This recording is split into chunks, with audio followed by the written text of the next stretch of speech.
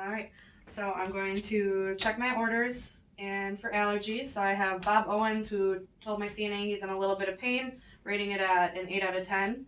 I notice in here that he's allergic to morphine, but my order here is for hydromorphone, 1 milligram IV push every 3 hours as needed for pain.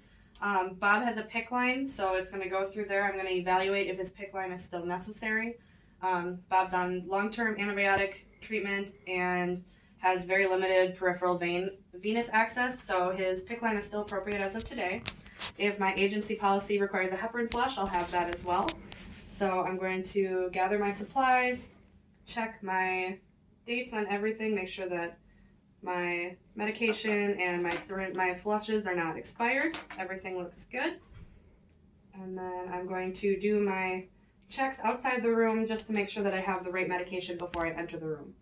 So I have Bob Owens, who's going to receive hydromorphone. So Bob Owens, 9/22/1933, hydromorphone, 1 milligram IV push every 3 hours as needed for pain.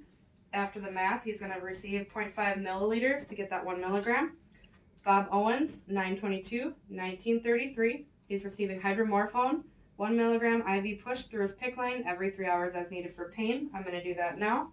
And according to my math, you should get 0.5 milliliters. Bob Owens, 9/22/1933, allergic to morphine, receiving hydromorphone, 1 milligram IV push every 3 hours as needed for pain. And that should be 0.5 milliliters. So I have the correct medication. I'm going to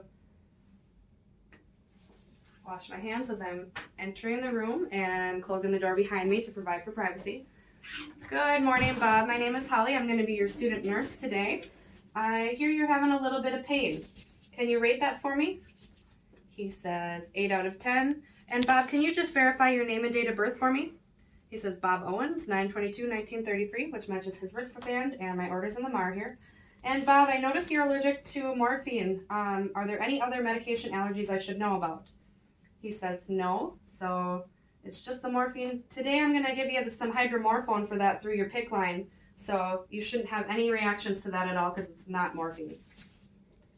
He says okay. And Bob, have you received medication through your Picc line before? He says yes.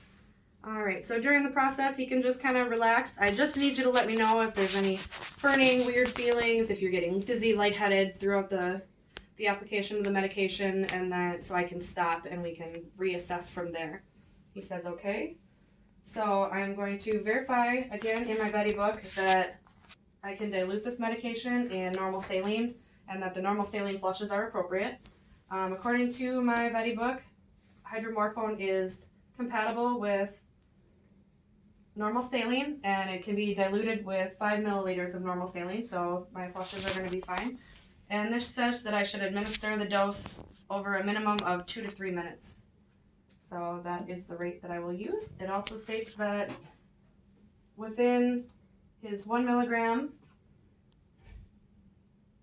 is safe to receive him. An IV injection usual dose starts at 0.2 and ranges up to 1 milligram every 2 to 3 hours. So his dose is appropriate. So Bob, I'm just going to get some stuff ready here. Washing my hands.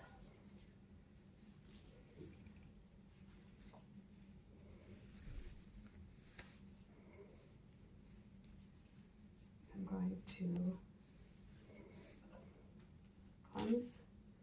cleanse the top of my vial with whatever my facility states is the sanitization cleanser of choice. So I'm going to do that for 15 to 30 seconds and let that dry. I'm going to attach my vial access device and inject some air into my vial after this is dry. And then I will withdraw the medication, making sure to remove any air bubbles as I'm withdrawing to assure dose accuracy. So once I know that there are no bubbles and my dose is accurate, I'm going to recap and verify with a second nurse that I am dose accurate. Set that off to the side. Actually, I'm going to verify my 5 rates 3 more times now that I'm dose accurate. So I have Bob Owens, 9/22/1933, 9/22/1933, allergic to morphone but receiving hydromorphone 1 milligram or 0.5 milliliters IV push every 3 hours as needed for pain. He has not received any of that today, so it's safe to give it to him. I have Bob Owens, 9/22/1933, Bob Owens, 9/22/1933, allergic to morphine, receiving hydromorphone 1 milligram or 0.5 milliliters IV push every 3 hours as needed for pain. He has not received any of that today, so it is safe to give, and we're giving that through the Picc line. One more time, Bob Owens, 9/22/1933, 9/22/1933, hydromorphone. He's got an allergy to morphine, so this is a medication that is safe to give. 1 milligram or 0.5 milliliters IV push through his Picc line every 3 hours as needed for pain. He has not had any yet today, so it is safe to give.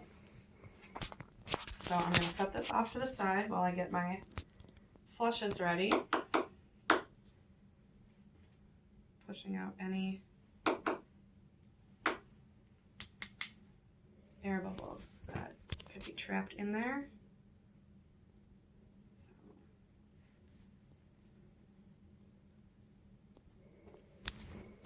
This one's good.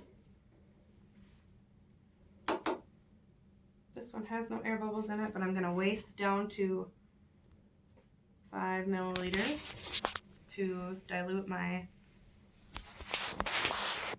hydromorphone.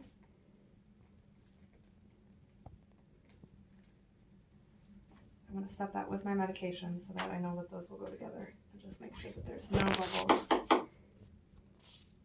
in my other flush.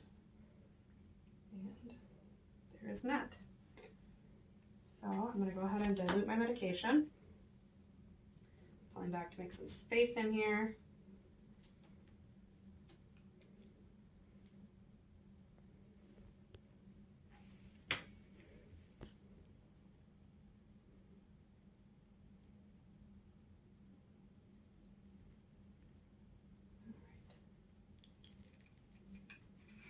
Syringe out of the way, and then get rid of any air bubbles in there, being sure to not waste medication.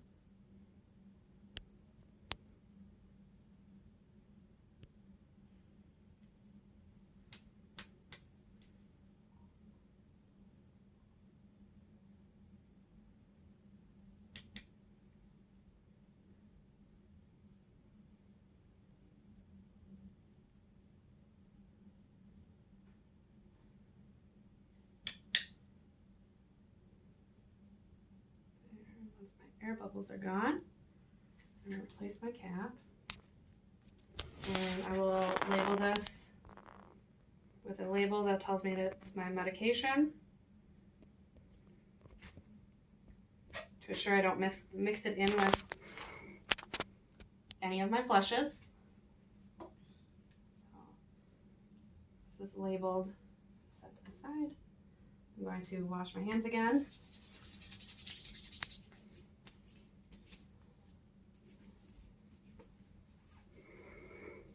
How you doing there, Bob? Sorry it's taking so long.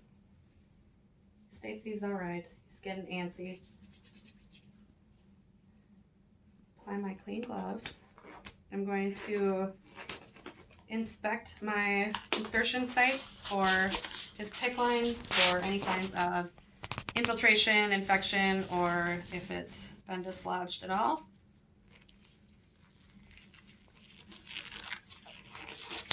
And then, Bob, is there any tenderness in here? He says no. Everything looks all right in his site. So I'm going to go ahead and cleanse. Again with my facility approved cleansing agent for 15 to 30 seconds. Allow that to dry. And once it's dry, I'm going to attach my first flush unclamp, and flush. Bob's Picc line. Is that all right, Bob? No pain? He says no. Clamp. Release. I'm going to cleanse again.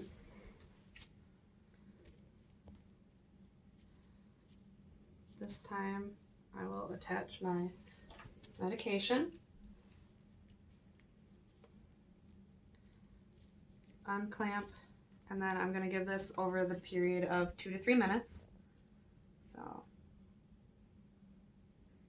little and wait until that whole course of medication has been given over the 2 to 3 minutes. So, it's been 2 to 3 minutes. He's had all of his med. I'm going to clamp this back off again, disconnect my syringe. Cleanse one more time. Because this is a Picc line, his final flush after the initial 30 seconds when I push it through at the same rate as the medication to prevent a bolus. After that 30 seconds, he will receive the rest of the flush in a pulsing technique. So we're going to attach this. Push for the first 30 seconds at the same rate after it's unclamped, at the same rate that he received his medication. So once that 30 seconds is up, we'll continue to pulse flush. Once he's had his whole flush, I will cap this off and disconnect my syringe. At this time, if facility policy required me to, I would change the cap on his Picc line.